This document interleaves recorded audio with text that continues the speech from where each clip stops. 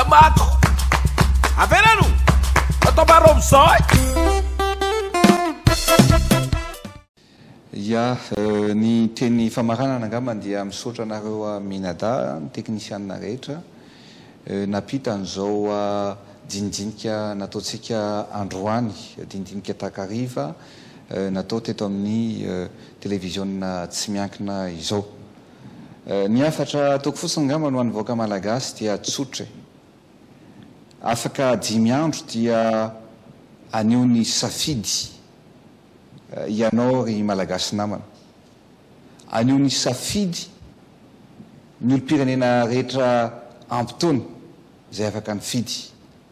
ka ny teniko dia tsotra efao ny adidinao ary mahaiza misafidy satria iakina ny hoavy ny firenena ray manontolo iakina ny hoavinao ny safidy izay ataonao amin'io faharoapolo ny volana desambra hoavy zao io ka ny nenina dia aoriana foana ny andatsa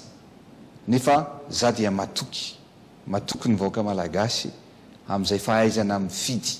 amin'izay fahaizana misafidy zay arao tsara daholy ny fizotra ny fifidianana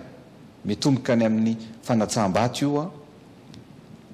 ka hatrany amin'ny fanasam-bato eny hatrany amin'ny fanaterana ny reny PV reny na ny procès